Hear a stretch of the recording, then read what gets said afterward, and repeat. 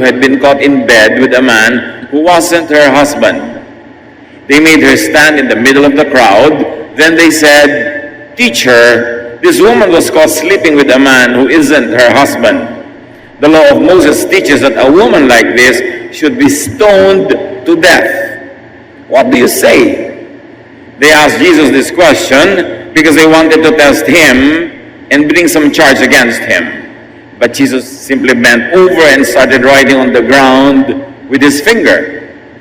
They kept on asking Jesus about the woman. Finally, he stood up and said, "If any one of you have never sinned, then go ahead and throw the first stone at her." Once again, he bent over and began writing on the ground. The people left one by one, beginning with the oldest. Finally, Jesus and the woman were there alone. Jesus stood up and asked her, "Where is everyone? Isn't there anyone left to accuse you?" "No, sir," the woman answered. Then Jesus told her, "I am not going to accuse you either. You may go now, but don't sin anymore." Pamilyar na kwento, gasgas na nga sa tenga ng marami, pero hindi na uubusan ng leksyon para sa atin. Isang babae ang nahuli nila na nakikipagtalik sa isang lalaking di niya asawa. Ipinagbabawal ng kanilang mga batas. At ang pataw na parusa dito ay kamatayan, actually originally, both sa lalaki at sa babae. At kung anong nangyari, sa paglipas ng panahon, yung babae na lang ang papatayin at hindi na yung lalaki. Napaikutan nila yung batas para ma-exempt yung mga lalaki na siyang mambabatas at siyang mga nangunguna sa lipunan. So dinala ang kahabag-habag ng babae, walang kalaban-laban, huling-huli sa akto, at dapat siyang patayin sa pamamagitan ng pagbato hanggang mamatay. Can you imagine kung gaano kasakit ang batuhin ka hanggang mamatay? Naranasan na nating mabunggo, mauntog, ang sakit, pero yung hanggang madurog ang bungo mo, hanggang mamatay ka, babatuhin ka, hindi lang ng maliliit na bato, pati ng malalaki. At yun ang gustong gawin ng mga tao doon sa babaeng nahuli na nagkakasala ayon sa kanilang batas. At sinabi ni Jesus, alam natin yan, kung sino sa inyo ang walang kasalanan ay mauna ng bumato. Ang totoo niyan, hindi lang yung babae ang inuusig, si Jesus man ay dinadaan sa pagsubok at siya ay nililitis. Kasi pag sinabi niyang huwag batuhin, ibig sabihin, hindi siya sumusunod sa batas. At pwede na rin siyang batuhin hanggang mamatay. Pero pag sinabi niyang batuhin, ibig sabihin, hindi siya susunod sa sarili niyang batas ng pag-ibig at pagpapatawad. Kaya lose. Kahit anong piliin ni Jesus, talo siya sa tingin ng mga gustong at nagpakana na siya ay ma-corner, masubukan at mahuli. Pero napakaganda ng sagot ni Jesus. Hindi niya diretsong sinabing huwag niyong batuhin, therefore he cannot be accused of not obeying the law. Pero hindi naman niya sinabing batuhin dahil he will be accused of not obeying his own law of love. Kundi sabi niya, sige, pwede naman batuhin, pero binigyan niya ng qualification na ang babato, yun lang walang kasalanan. Knowing very well that everyone is guilty of some sin or the other, at hindi lang lahat ay nahuli nung oras na yon. Pero ang dapat natin pagtuunan ng pansin sa panahong ito, bagamat maraming pwedeng pansinin sa kwento na yan, is that people were bound to and by the law. Gapos, nakatali, nakakulong, nakakadena ang mga tao sa batas ng kanilang relihiyon. Kung kaya't, people will kill or die because of religious law. Obligado sila ng kanilang batas na pumatay nang sa tingin nila ay nagkakasala, at obligado ka namang pumayag na ikay patayin pag naman ikaw ay nagkasala. Kaya pareho yung nagkasala at hindi nagkasala ay mayroong pananagutan, pumatay o mapatay. Suriin naman natin kung ano magiging bunga nito sa lipunan, sa tao, sa individual, sa magkakaibigan, sa magkakamag-anak, na lagi na lang merong mahuhulihang nagkakasala. Yung hindi nahuli at nakahuli, sila ang papatay, at yung nahuli, papatayin. Araw-araw halos, may ganitong violence na nagaganap because of the law. Knowing very well that it is impossible to obey all the law all the time, then it's only a matter of time hanggang ang lahat ay mapatunayan nagkasala at dapat nang batayin at barilin kung baril ang parusa pero noon ay bato. James 2:10, if you obey every law except one, you are still guilty of breaking them all. Ang linaw nito, kung mahilig ka sa batas, sa utos ni Moses, isa lang ang di mo masunod, ay ituturing na rin di mo sinunod ang lahat. Makasalanan ka na rin. Kaya konti, kaya marami yung kasalanan mo, makasalanan ka pa rin by the law. Lawbreaker ka pa rin, no matter how much you try. Under the law, and because of the law of Moses, no one is free. Everyone is guilty and condemned.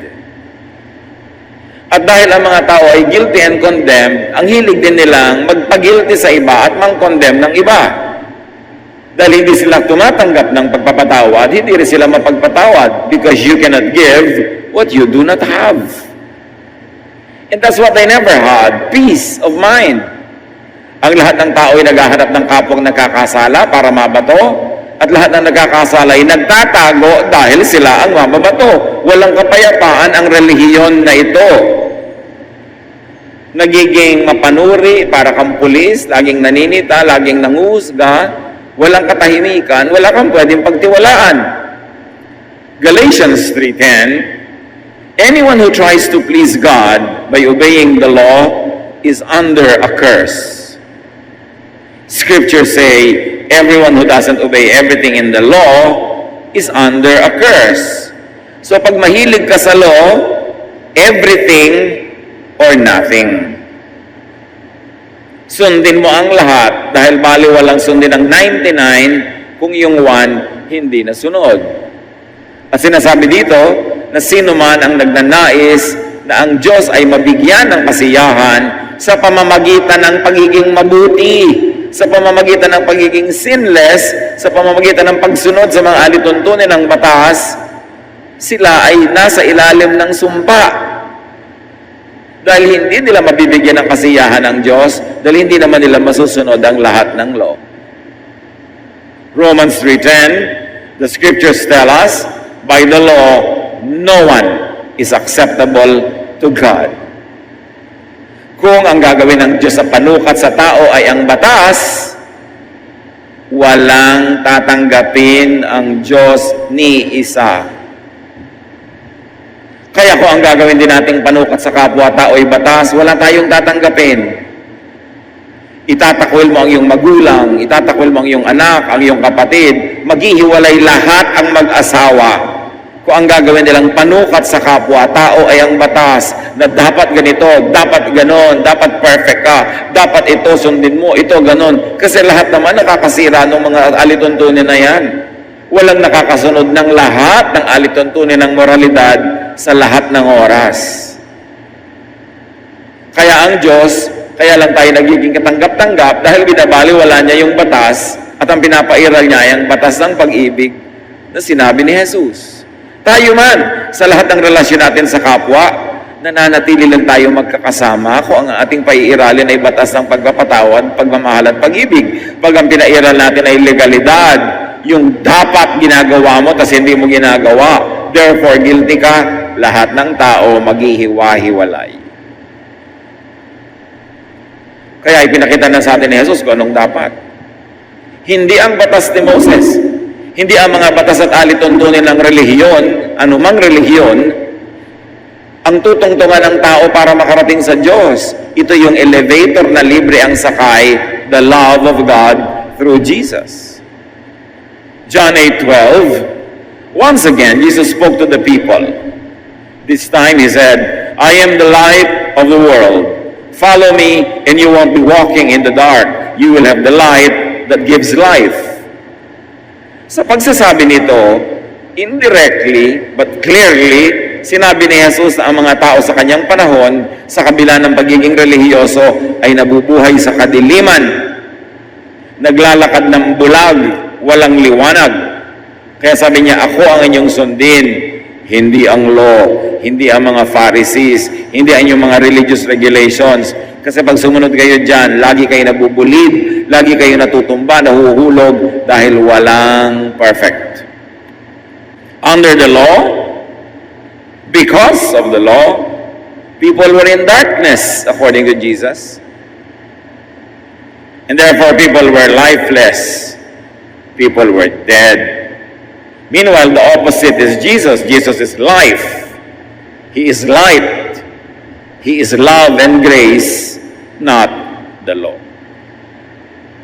Kamangha-mangha na sa kabila ng buong buhay na nadidinig natin ang katuruan tungkol sa love of God through Jesus, salvation by faith, by grace, ang mga tao, pinaghahalo pa rin nila sa utak nila at puso at buhay yung love at yung hatred, yung grace at yung law. At pagka sila'y nasa kataasan ng kanilang kalituhan, ang pagbabasihan pa rin nila ng pagtanggap sa kanila ng Diyos at pagtanggap nila sa kapwa ay yung pagsunod sa mga alituntunin, in other words, kabanalan, kabutihan, perfection, moralidad, samantalang ang lahat ng iyon ay tinatakpan, hinuhugasan, pinapalitan ng pag-ibig at pagpapatawad ng Diyos, ano paman ang iyong kalagayan.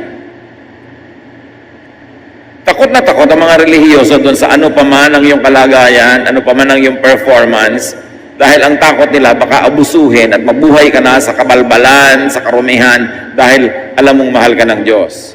Pero hindi kailangan ng Diyos ng editor. Hindi kailangan ng Diyos ng protector mula sa Kanya at laban sa Kanya mga sariling katuruan. Itinuturo niya talaga ang walang patakarang pagtanggap at pag-ibig sa pamamagitan ni Jesus. At hindi pwedeng paghaluin si Jesus at ang mga Pharisees, the law of love of God and the laws of Moses that require people to be stoned and to submit themselves to stoning. Hindi pwedeng salad o bulang lang ang pananampalataya. Either you live by grace or you live by obeying the law. Either you accept the unconditional love of Jesus or you earn your own salvation by being perfect all the time. Pero hindi pwedeng pinagko-combine yung dalawa. In 99.99% of so-called Christians, litod dyan. Hindi naman kasi ina-emphasize ang pulpit yung love of Jesus eh. Kasi ang trabaho ng pulpit din manakot. Kaya ang trabaho din ng church, manghusga. Nakakalito. Ano ba talaga ang kailangan? Ang linaw-linaw. If you obeyed all the law but fail in one, you fail in all. Then nobody will pass the test. So bakit pa yung test of the law ang i-apply mo sa buhay mo, hindi ka naman papasa? John 8:13-15, the Pharisees objected. You are the only one speaking for yourself. And what you say isn't true. Yung itinuturo ni Jesus about His love and forgiveness. Jesus replied, you judge in the same way that everyone else does. But I don't judge anyone. Malinaw yan. Jesus is Savior, not judge. At least at the moment. And yet we always love to judge people in the name of Jesus. But Jesus does not judge anyone. And if Jesus does not judge anyone, what is our business judging our fellow men? The Pharisees and their followers are under the law, so they judge others by the law. Meanwhile, Jesus is not under, not for the law, so He is free from the law, and He teaches and gives freedom from the law. Yan lang ang maunawa ng Kristiyano, tatahimik ang buhay niya at magiging masarap din siyang kasama. Ang pagkakaiba ng law at grace, ng freedom in Christ and yoke of slavery under the law. Pag naintindihan niya yon at pinili niya si Jesus at pinili niyang lumaya from the law of Moses, hindi na siya kahit kailan matatakot. Perfect man o hindi perfect ang kanyang performance, at hindi na rin siya mananakot, at hindi na siya mambabato ng kapwa. The reason why many Christians continue to stone others is because they don't understand what it means to be free in Jesus.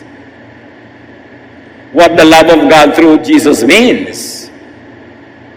Kasi parang ganito, salvation is free. It is by love of Jesus. It is by forgiveness. Tanggapin mo ito because you are now under grace, under love. At pagkatanggap mo kay Jesus, sasabihin ng church, huli ka, tumanggap ka na. Ngayon, member ka na ng church namin, balik na tayo under the law. Ito na uli ang mga law. Ito na uli ang mga law. At pag hindi ka sumunod, ititiwalag ka namin, papagalitan ka namin, pag-uusapan ka namin, i-judge ka namin. So sa kanila, yung salvation by grace, pang-akit lang para sumali ka sa kanila. At oras na sumali ka na, ibabalik ka uli sa law. Gapos ka na naman, nadagdagan pa. Kasi the last 2,000 years of Christian history has added so many other laws and regulations to that which Moses made. Balik oppression, balik guilt, balik judgmentalism, at balik hypocrisy. Sa takot mo na lang na mabato, sa takot mong ikaw ay malantad, magpapanggap ka. Kaya mga tao sa church may mga maskara. May nag-comment nga, pinaka-hypocritical people daw on earth ay mga taga-church Kasi lagi nagpapanggap. Paano? Pagka sinabi mo ang totoo, huhusgahan ka. Nasaan si Jesus? Nasaan yung freedom? Nasaan yung grace? Nawala. Pang-akit ang salvation by faith. At pag tinanggap mo na, biglang, works na uli yan. Kailangan wala kang katapusan ng pagsisikap na abutin ang hindi mo naman kayang abutin kung talagang aaminin mo lang.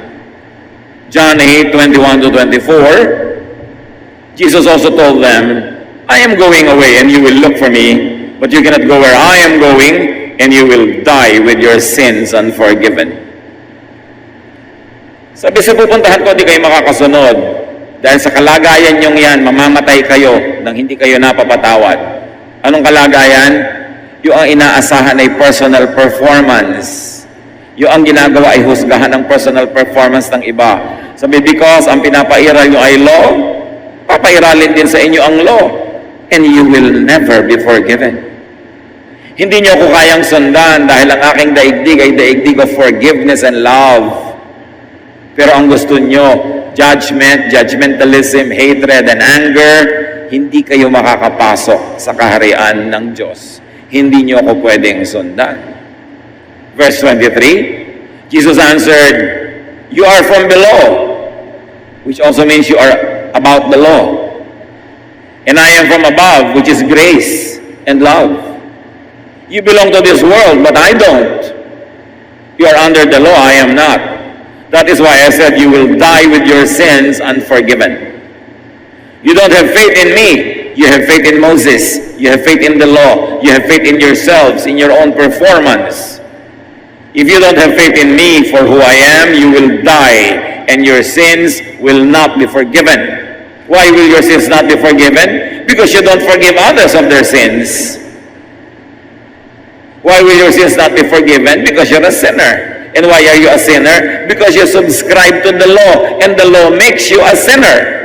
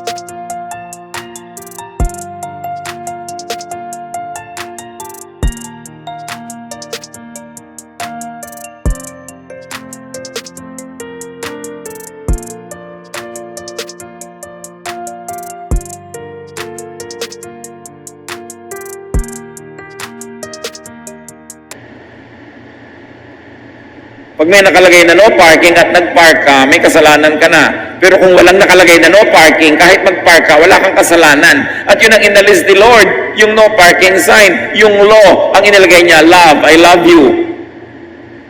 Anong nakakatakot doon? Why are people uncomfortable with that idea? Because they want to be under the law. They're afraid of their own selves and others that you might abuse God. Sobrang laki ng Diyos, hindi mo kayang abusuhin. Hindi mo siya kayang ubusin ang pag-ibig niya. Nothing can separate you from the love of God through Jesus. No height nor depth, no length nor width, no demon or angel, no adversity or goodness, no misfortune or fortune can separate you from the love of God through Jesus.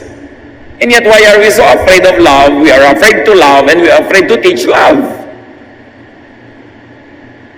Iniiba natin ang katuruan ng Diyos. Under grace na nga ang Kristiyano, ibabalik mo uli sa law. Puro guilt. Faith in Jesus sets people free from sin and the law and from spiritual death because the law of Jesus invalidates the law of Moses. Gaano kahirap maintindihan yon? Pero pag pinaghalo mo sa iisang sisidlan ng love of Jesus and law of Moses, confused ka. And you will confuse everyone else. And you will never have peace. How can anyone under the law have peace when you know that every moment of your life, you are not able to obey all the law all the time? Sinob na nga ng Diyos yung problema. Sige na, love na lang. Kaya kuminsan, pag kami mga meeting ang mga leaders ng church, anong gagawin kay ganon, anong gagawin kay ganyan, dapat sinasabi, love na lang, meeting adjourned. Hindi ipapatawag pa si nagkasala, lilitisin, ano mga kasalanan mo, sinong kasama mo kasalanan, tawagin dito, ihantad sa publiko sila, sabihin ang mga kasalanan nila, parusahan sila, Moses yun. Marami mga Christian churches, si Moses naman yung idol, hindi si Jesus eh. Mahirap ba maintindihan yun? Kaya hindi tayo panatag, hindi tayo natatahimik.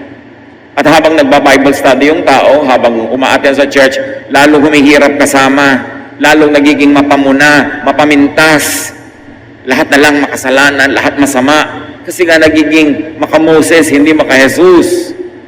Kailan pa mag-ahari si Jesus sa ating puso, habang laging sinasabi ng ating nguso na si Jesus ang hari? John 8:30, after Jesus said this, many people put their faith in Him, meaning no longer in the law, but in Him. Yun ang mga unang tunay na Kristiyano, yung kumawala, humulagpos sa law of Moses, sa traditions of Israel, at tinanggap ang walang patakarang pag-ibig ng Diyos na iniaalok ni Jesus. Nung tumigil silang piliting akyatin ng matarik na bangin paakyat sa Diyos, nalaglagan lang sila ng laglagan dahil hindi nila maakyat, at sumakay sila sa elevator ng love of God through Jesus. Yun ang mga unang Kristiyano. Saved by faith through grace, not by works, meaning not by obedience to the law. Sumusunod ka na lang sa ideya ng batas, pag mananampalataya ka na, dahil mabait ka, o gusto mong mabait at pinipilit mo maging mabait, pero hindi para tanggapin ka ng Diyos, hindi para patawarin ka ng Diyos, hindi para maligtas ka. Gumagawa ka ng mabuti, sinisikap mong gumawa ng mabuti dahil ligtas ka na, hindi para ka maligtas. At kung ligtas ka na, sinisikap mong gumawa ng mabuti, panakana kayo, nagkakamali ka, nahuhulog, ligtas ka pa rin. Kaya gumawa ka uli ng mabuti, nadapa ka, bumangon ka uli, nahulog ka, umakyat ka uli. Pero at the end of your life, you will see God face to face because you are saved through faith, not by works. Kaya yun ang pinag-uusapang eternal salvation. Once saved, always saved. Because your salvation is not according to your performance. It is according to the love of God through the performance of Jesus, which is perfect. The perfection of Jesus transfers to the imperfect believers who are made perfect by their faith. Dapat pagkalinaw-linaw nun.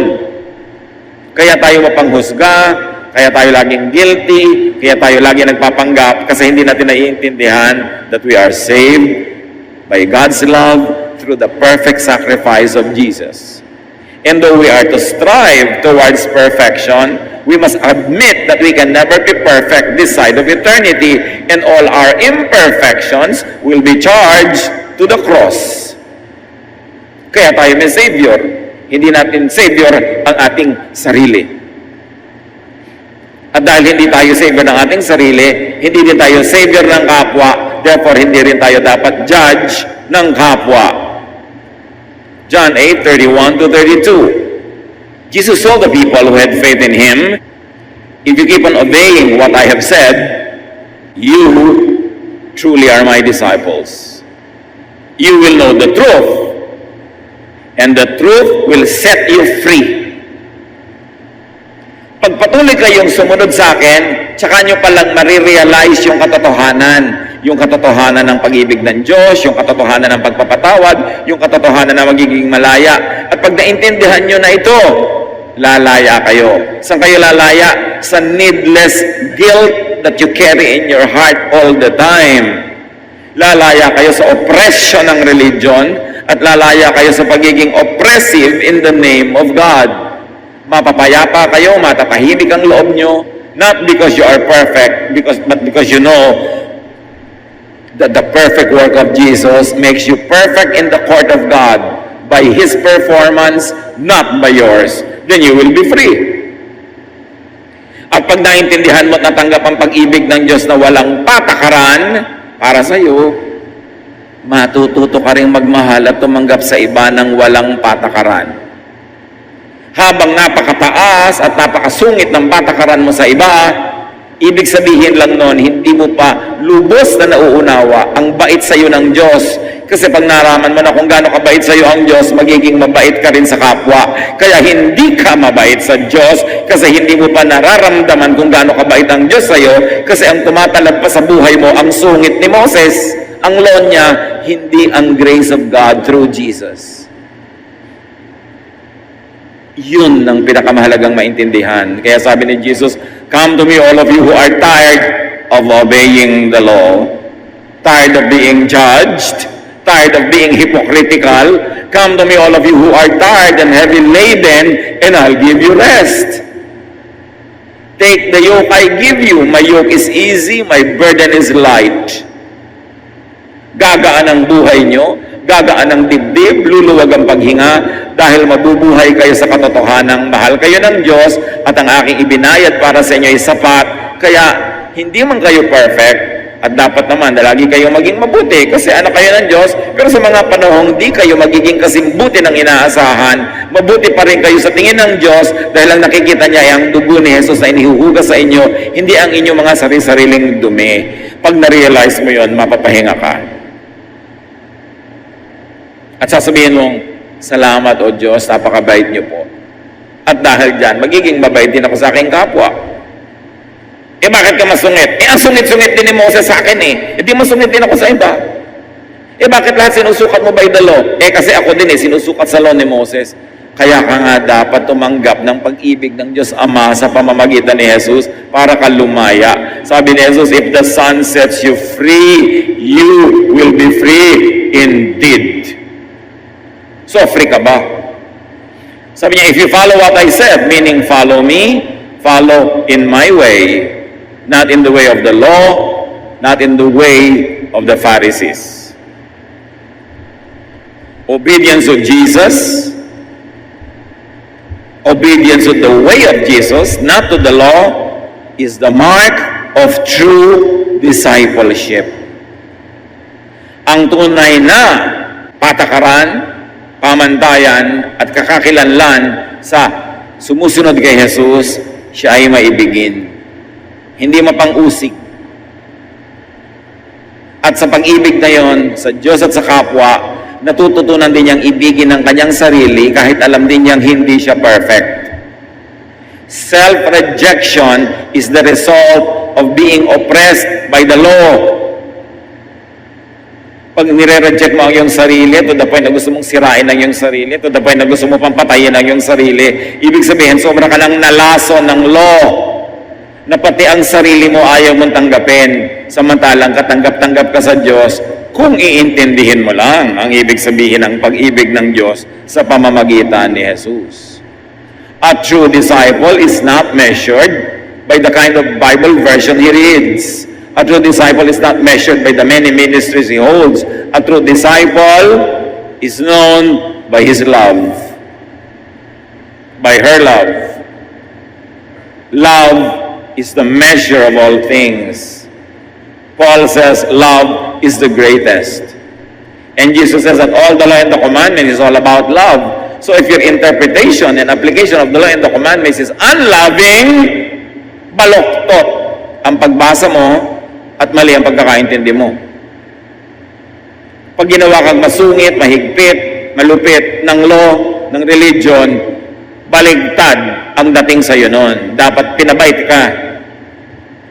Ginawa kang mapagtanggap, maibigin. True disciples get to know the truth, who is really none other than Jesus. True disciples are set free from the law, from sin, and from judgment. From the punishment issue of sin, and from being judged and being judgmental. Ang laking kalayaan yun, ang laking luwag ng dibdib. At pag naramdaman natin ng ganong luwag, ganong kalayaan, nagiging mapagpalaya din tayo sa iba. Niluluwagan din natin sila. You can give only what you have already received. You cannot give what you do not have. So if a religious person is not loving, they don't have the love of Jesus, therefore they are not disciples of Jesus. Akala lang nila. John 8:36, if the Son gives you freedom, you are free. And yet, marami sa mga so-called Christians, puro pa rin sin ang laman ng utak, sin ang focus, sin ang doctrine, sin ang lagnat. And they demonize anybody who is not always obsessed with sin. Lagi nila ang pinag-uusapan, sin. Sino ang sinful, sino ang dapat parusahan, ano ang sin. Lagi yun ang laman. Ang bunga tuloy sa mga tao, guilt. Judgmentalism, hypocrisy. This is not restful, this is not of the Lord. Bakit laging pinag-uusapan ang sin? Ibinayaran na ni Jesus ang sin. Tapos na ang issue ng sin dahil ang issue na dapat ngayon, forgiveness and love. Akala ng iba, pagkat labang ituturo mo, para kang hippie, para kang bangag ng drugista na love, make love, not war. Doon na lang ginagawa nilang image pag nagtuturo ng love. Eh di ka lang gawin nilang image si Jesus? Dahil si Jesus, ang kapural ng love. Siya ang promotor ng love. And yet many Mosaic pulpits, many pulpits under the law, deride, insult, and malign the doctrine of love. Pag labang itinuturo mo, itinuturo nila para kang isang hampas lupa na pakalat-kalat sa mundo, tamad, walang ginagawa kundi love man, peace man, parang ganun. Eh si Jesus ang nagturo ng love.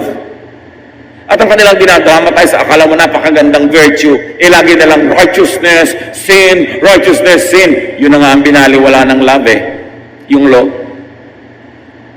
So dapat mo lang malaman, kapatid, by what do you live?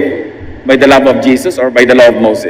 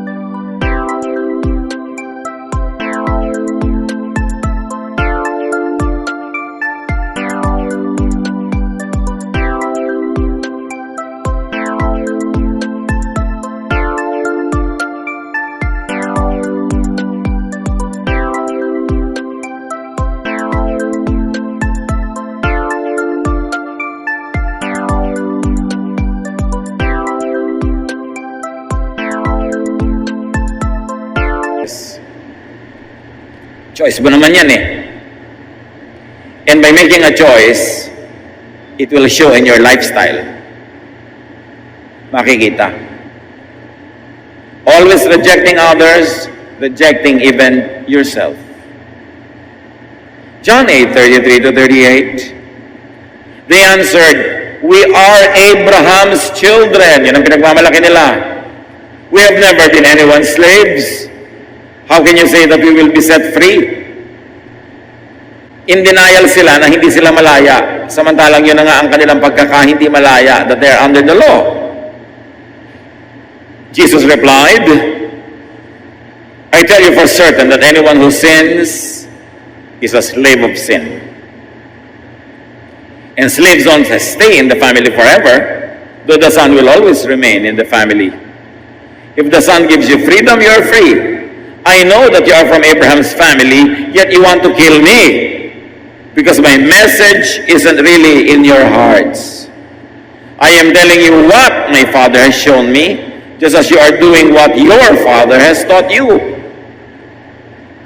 Truth, Jesus the Son wants to set people free from sin and from the law that makes people sinful. Sinasabi ni Jesus, sinful kayo kasi you are under the law. Pag walang law, di walang sin. So bakit niyo binibilit yung law? Jesus differentiates his father from the father of the Pharisees and the Israelites. Sabi niya, I want to teach you what my father teaches, not what your father teaches. Nilinaw ni Jesus, oy, huwag niyong maisip-isip na pareho tayo ng Ama. Ang itinuturo ko sa inyo, yung itinuro ng aking Ama, nakabaligtaran sa itinuturo ng inyong Ama.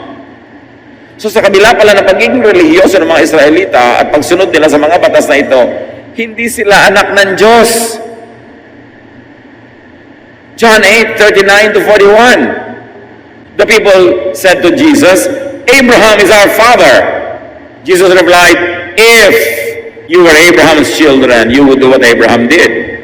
And Abraham is called righteous because of faith. You know that. Not because of works. Instead, you want to kill me for telling you the truth that God gave me. Abraham never did anything like that, but you are doing exactly what your father does. So Jesus says the people's actual father is different from who they thought or they believed to be their father. John 8:41 to 42, don't accuse us of having someone else as our father, they said. We just have one father and he is God.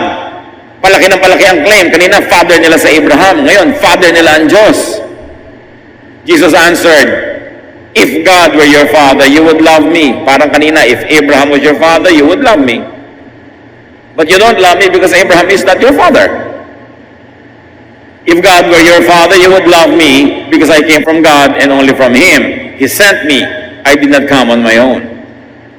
So God's real children would know and accept and love Jesus and the truth. Yan ang pamantayan ng tunay na anak ng Diyos. Mamahalin si Jesus, ang katotohanang dala ni Jesus, ang kalayaang bigay ni Jesus. God's real children would love other people also and would not insist on the law and would not kill or die for the law. As long as you kill or hurt people because of the law, you are not God's child, you are not Abraham's child. The people's lovelessness and cruel legalism show who the real father is, not Abraham, not God. John 8:43 to 44, why can't you understand what I'm talking about? Can't you stand to hear what I'm saying? Sabi ni Jesus, your father is the devil, and you do exactly what he wants. He has always been a murderer and a liar. Una, sinabi lang ni Jesus, hindi si Abraham ang inyong ama. Huwag kayong magkaroon ng ilusyon na anak kayo ni Abraham. Tapos hindi Diyos ang inyong ama, kayo mag-akalang anak kayo ng Diyos. At nung ayaw pa nila ng ganon, diniretso na ni Jesus, si Satanas ang ama nyo. Anak kayo ng demonyo. Yun ang sinabi ni Jesus sa mga Israelita. Kasi siksik nyo sa law. Nagiging malupit kayo because of the law. Nagiging hypocritical kayo because of the law. At ngayon ipinadala ko ng Ama para ituwid ang liko, liwanagan ang madilim, itama ang mali. At gagalit kayo sa akin. Gusto nyo akong patayin. Ipinakikita nyo kung kanino talaga kayo anak. Anak kayo ng demonyo. Can you imagine, masampal ka ng ganong kalaking katotohanan ni Jesus mismo? Siguro naman, hindi na natin kailangan ng hermeneutics o interpretation sa verses na ito. Malinaw ang sinasabi ni Jesus. Pag hindi ka tumatanggap ng walang patakarang pag-ibig at pagpapatawad ng Diyos, At pagka hindi ka rin nagpapatawad sa iba, at pag ipinipilit mo parusahan yung mga sa palagay mo makasalanan, anak ka ng demonyo. Hindi ka anak ng Diyos. Huwag mong lokohin ang sarili mo. Kasi hindi yan ang katuroan ni Jesus. Gaano karami ang ligaw, mga kapatid? Gaano karami ang lito? Let us pray na hindi talaga sila anak ng demonyo. Nalilito lang sana.